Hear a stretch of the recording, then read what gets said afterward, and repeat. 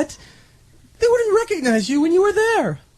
It's always been my curse, Robin, to only be happy when I... No, I'm not saying that. I'm simply saying that they could have recognized your skills and your talents and embraced you. Instead, they had to fail in order to understand your power and your genius. Holy motherfucker! I gotta step in. There's not enough money to play that role on a radio show. I can't believe that is an actual statement. Rob, it has some pride. That was an actual statement. Oh my God! There's no wow. way. Did you transcribe that like that? That line sets civil rights back 100 fucking years. Oh my God, Robin, Obama president now. Yeah. You don't have to do that anymore. That's a Jim Crow line. Oh my God. Can we hear that again? Back to E-Rock as Robin. No, I'm not saying that. I'm simply saying they could have recognized your skills and your talents and embraced you. Instead, they had to fail in order to understand your power and your genius. You know, that's exactly like the 300. All he had to do was kneel down and fucking, kiss the ring. Yep. And everything would have been fine and dandy. But they chose to just, perish in that hail of arrows. Mm-hmm. They didn't recognize the skill, power, and genius. They could have recognized your skill. The first thing we did, me and Opie discussed this when we came from Boston to New York. Mm-hmm. The first thing we did, because we knew growing up in New York, you don't come into Howard's backyard and shit on Howard.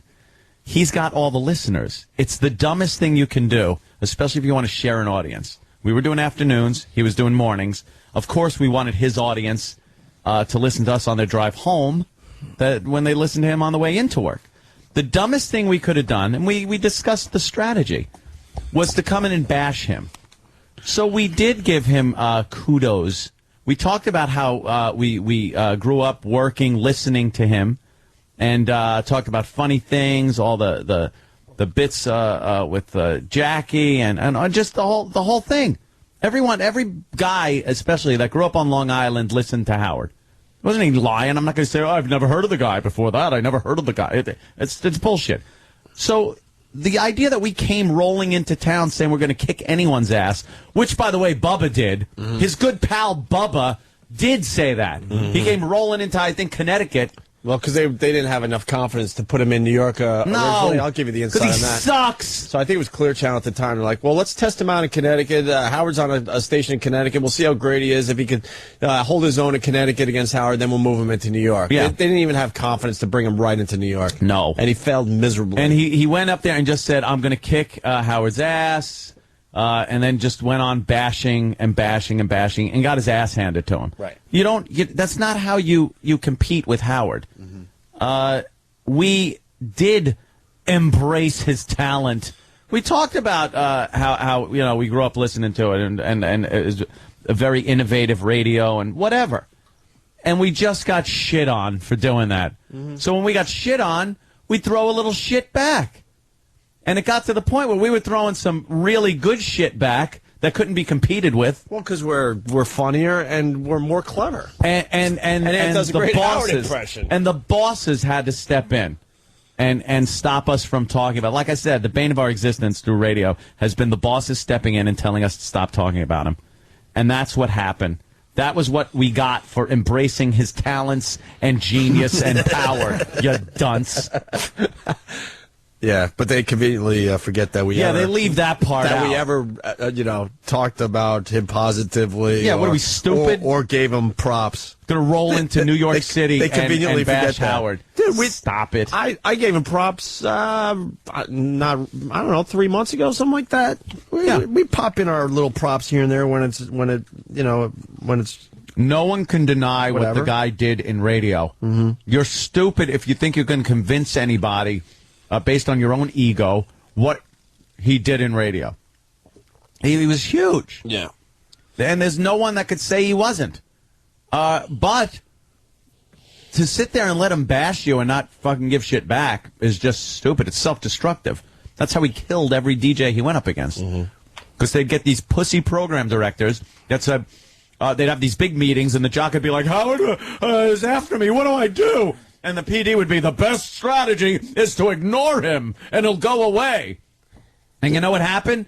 He kept pounding and pounding until he made the jock look ridiculous to his own audience, to where his own audience would defect, go to Howard, and then the jock that he was goofing on became a joke. Mm-hmm. You don't see that shit and then do it and repeat it unless you're an idiot. So we fought back. Well, mind you. And did very well. We're the best in the business at that. Exactly. We're pricks. Insufferable assholes. Everyone knows that.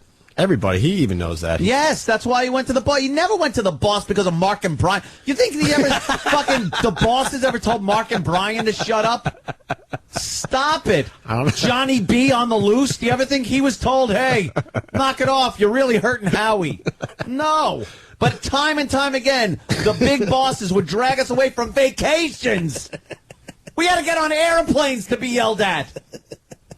Have you ever been on a... Holy shit. It's fucking ridiculous. Have you ever had to take a flight to be yelled at? To be yelled at. By your boss? I don't think so. Well, that's what happened to us.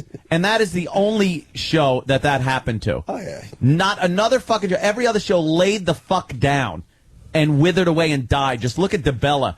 DeBella is the classic example of the idiot who just sat there and took it, didn't know how to fight back, and he fucking looked like a douche in front of all of his listeners. Mm-hmm. He became the most uncool shithead to listen to based on Howard's abuse of him. Mm-hmm. It was, I'll use the word, genius. There it is. It's the genius part Robin was talking about. Right. That was genius. But we're not going to, we grew up listening to it and learning that strategy, that you don't just sit there and take it.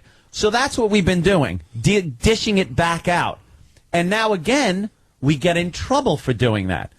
And we get a boss that tells us that's not the way to handle it. You don't handle it that way. After fucking 14 years of handling it that way and being successful at it, no, that is how you handle it. Listening to you, you wither on the vine and fucking die. Oh, God, Suits. All right, go back to Robin, and then we'll move forward. Yes, I like the way Iraq did that part. If this isn't a me, you moment, I don't know what else to tell you. No, I'm not saying that. I'm simply saying they could have recognized your skills and your talents and embraced you. Instead, they had to fail in order to understand your power and your genius. I don't think they ever really got it. And you're absolutely right. Me. Wow. Oh, you. Me. You. Oh, my God. Start over, David. Okay. I don't think they ever really got it. And you're absolutely right. This is a great tribute to our show. Robin, Artie, Fred, Benji, I guess, yeah, you're a huge part of the show, but the fact of the matter is that this is a great day, and you know, all of you, you know, it's great to say you're gonna kick our ass, and you're a big shot, and you know you're gonna do... And we're nothing. I mean, it's one thing to say you're gonna beat us. Yeah. But to call us nothing? And the company... And no talents. The company handed over a franchise. A franchise. You know, this was a franchise, and they really blew it.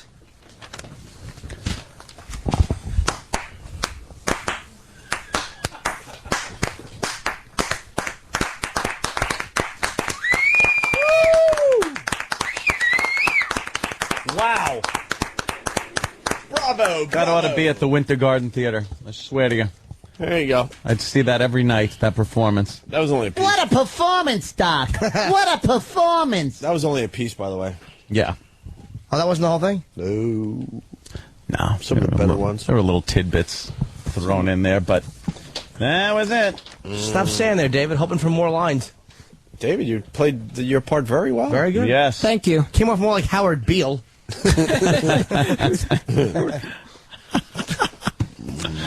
There goes David. All right. Yes. Take a break, move on to other things, probably.